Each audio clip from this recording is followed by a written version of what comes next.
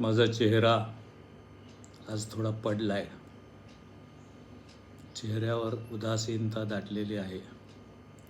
उद्या काय होणार या काळजीनं मन भरून आलेलं आहे.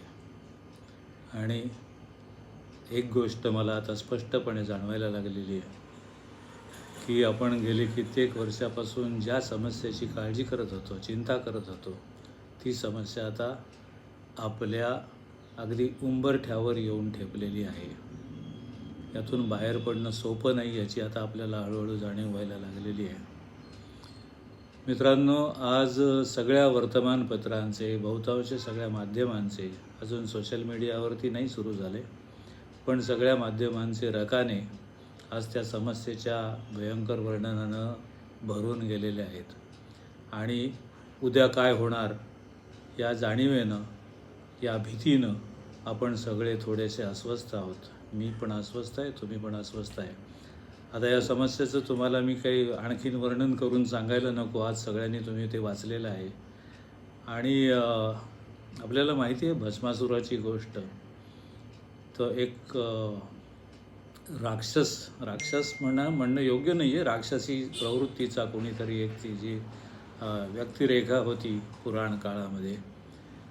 त्यानं खूप ईश्वराची भक्ती केली आणि ईश्वर प्रसन्न झाला. नेहमीप्रमाणे तो भोळा शंकर त्याला प्रसन्न झाला आणि या भस्मासुरानं त्याच्याकडे वर मागितला की मी ज्याच्या डोक्यावर हात ठेवेन त्याचं भस्म होऊन जाईल असा मला वर दे. भोळ्या शंकराला लक्षातच नाही आलं याच्यातलं राजकारण काय असेल. कारण राजकारणातल्या तो काही मुरलेला नाही. कैलासावरती एकांतात राहणारा राजकारण कसं करावं कदाचित त्याला माहिती पण नसेल. त्या भोळ्या शंकराने त्याला तथास्तु म्हणून वर देऊन टाकला आणि भस्मासूर मोकाट सुटला. जो त्याला उपद्रवकारी वाटेल त्याच्या डोक्यावरती हात ठेवायचा आणि त्याचं भस्म करून टाकायचं, असं त्याने एक सपाटाच लावून टाकला. एक वेळ अशी आली की ह्या संकटातून वाचवण्यासाठी पुन्हा सगळ्या देवांनी शंकरालाच साकडं घातलं. बाबा, तू याला वर दिलायस, तुझ्यामुळे हा आता उन्मत्त झालेला आहे आणि आता सगळ्यांच्या डोक्यावर हात ठेवून सगळ्यांना तो भस्म करत सुटला आहे. असं जर व्हायला लागलं तर अराजक माजेल, तेव्हा तू याच्यातून वाचव. म्हणून शंकर म्हणाला, ठीक आहे, मी प्रयत्न करतो. आणि शंकर गेला भस्मासुराकडे भेटायला, शिष्टाई करण्यासाठी. समोर भस्मासूर बसला होता. शंकराला त्याने प्रणाम आदरानं नमस्कार केला आणि मग शंकरानं मुद्द्याला हात घातला आणि सांगितलं, बाबा रे, तू हे जे करतोयस हे भयंकर आहे, हे समाजाच्या दृष्टीनं घातक आहे, तू असं करू नकोस. आणि जर केलंस तर उद्या सगळी सृष्टी संकटात येईल, जीवसृष्टी संकटात येईल. ज्याला त्याला भस्म करत राहिलंस तर सगळं उजाड होऊन जाईल. भस्मासूर चिडला, म्हणाला, तूच मला वर दिलास आणि मी त्याचा वापर करतोय, तर तू आता मला शहाणपणा सल्ले देतोयस का? नाही चालणार. आणि तो इतका चिडला की एका क्षणी त्यांनी शंकराच्याच डोक्यावर हात ठेवायला हात उगारला. शंकर जीव घेऊन पळत सुटला. शेवटी अखेर असंच होतं देवांच्या बाबतीत. असं होतं की जेव्हा एखाद्या देवाला एखाद्या संकटातून बाहेर काढणं जेव्हा मुश्किल होतं, तेव्हा वेगवेगळे अवतार जन्म घेतात. त्याप्रमाणे कुठल्या तरी दुसऱ्या देवानं अवतार घेतला आणि तो त्याच्यासमोर उभा राहिला आणि त्याला बघितल्यावरती भस्मासुराने कपाळावर हात मारला आणि त्या क्षणी स्वतः तो डोक्यावर गेलेला हात असल्यामुळे त्या क्षणी स्वतः भस्मासुराचंच भस्म झालं. समस्या सुटली.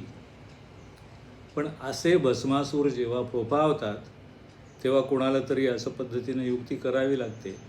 आत्ता आपल्याकडे जी समस्या आहे ना, ती या भस्मासुरासारखी झालेली आहे आणि ती इतकी फोफावलेली आहे की उद्या या भस्मासुराच्या विळख्यात कोण कोण सापडेल, कसं सापडेल माहिती नाही आहे. संकट भयंकर आहे. तर आज वर्तमानपत्र वाचल्यावरती तुम्हाला हे लक्षात आलं असेल की या संकटाची तीव्रता किती आहे. गेल्या काही वर्षांपासून हे संकट वाढतंय आणि भस्मासुरासारखं फोफावतं आहे. मला असं वाटतं की या संकटातून मार्ग काढण्याची वेळसुद्धा आता कदाचित फार थोडी उरलेली आहे. संकट मुक्त करण्यासाठी आपल्याला वेळ नाही असं नाही आहे, पण शहाणपणा समजूतदारपणा दाखवायला हवा आणि तो आपल्याकडे सध्या तरी दिसत नाही आहे, त्याचा अभाव दिसतो आहे. त्यामुळे या संकटाची तीव्रता आणखीन वाढलेली आहे. मित्रांनो, हे संकट आहे हवेच्या प्रदूषणाचं.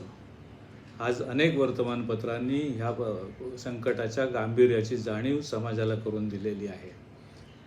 अनेक वर्तमानपत्रांचे रकाने या संकटाच्या जाणीवेनं भरून गेलेले आहेत.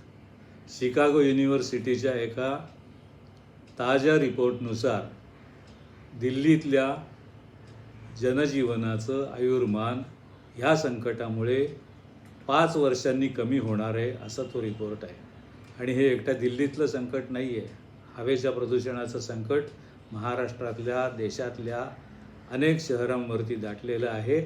आणि मी म्हटलं तसं भस्मासूर हा आपणच उभा केलेला आहे. हे नैसर्गिक संकट नाही आहे. अनेक गोष्टींची बेफिकिरी, अनेक गोष्टींबाबत बेपर्वाई आणि काहीसा स्वार्थसुद्धा हे या संकटाला निमंत्रण देण्यासाठी कारणीभूत आहे. एका अर्थानं आपण उभा केलेला हा भस्मासूर आता चवताळलेला आहे आणि तो आपल्या डोक्यावर हात ठेवायला तयार झालेला आहे. असं म्हणतात की जगामध्ये जेवढी शहरं आहेत, एक 50 शहरं जगातली ह्या युनिव्हर्सिटीच्या रिपोर्टनं निवडून काढली की जी सर्वात प्रदूषित आहेत. जगभरातल्या 50 शहरांमध्ये भारतातली जवळजवळ 39 शहरं आहेत. याच्यावरून आपल्याला ह्या संकटाच्या तीव्रता लक्षात यायला पाहिजे. येत्या काही दिवसामध्ये आता दिवाळीचा सण आहे आणि हवेच्या प्रदूषणाचा जेव्हा मुद्दा येतो तेव्हा दिवाळीचा सण आणि हवेचं प्रदूषण अर्थात काही लोकांच्या भावना याच्यातून दुखावू शकतात. लोकांना वाटेल की आपल्याच सणाच्या वेळी आपण असं कसं शिकवतो. पण हवेचं प्रदूषण टाळणं ही समंजसपणाचं एक लक्षण आहे.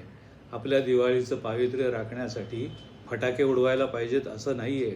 दिव्यांची रोषणाई करावी, सुंदर आरास करावी, पणत्या लावाव्यात, एक मंद असा आनंद सगळीकडे उधळता येतो.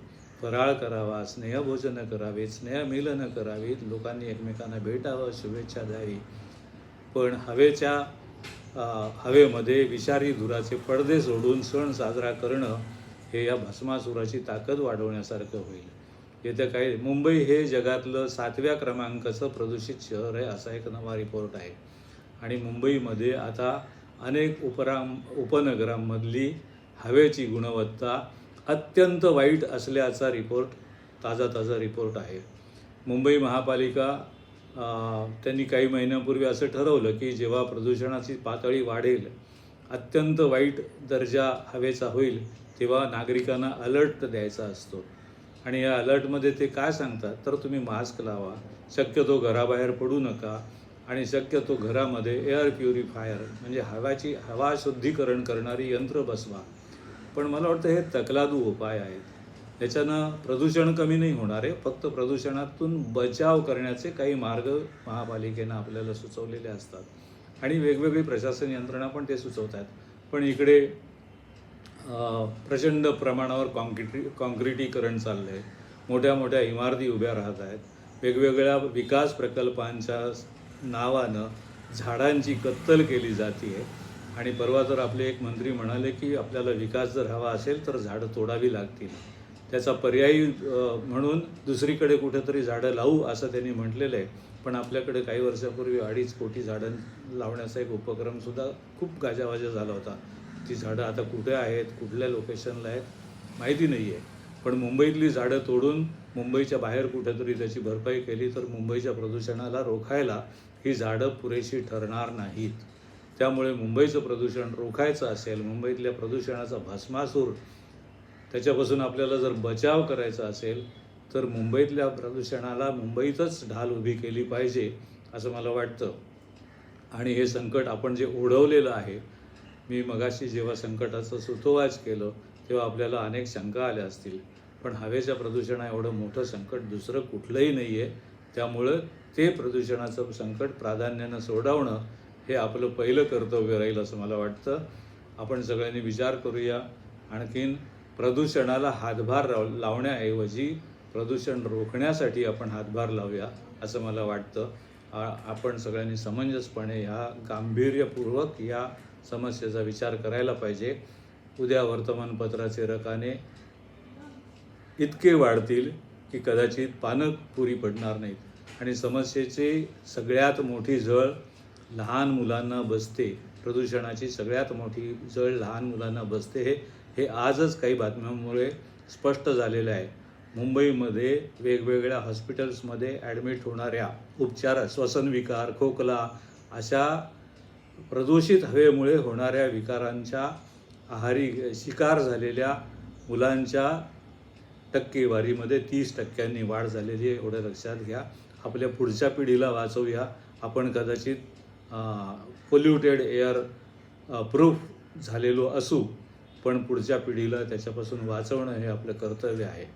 आणि त्यामुळे हा भस्मासूर रोखण्यासाठी कोण अवतार घेणार आहे, कोण जबाबदारी घेणार आहे माहिती नाही आहे, पण सामूहिक ताकदीनं हा भस्मासूर रोखणं शक्य आहे असं मला वाटतं.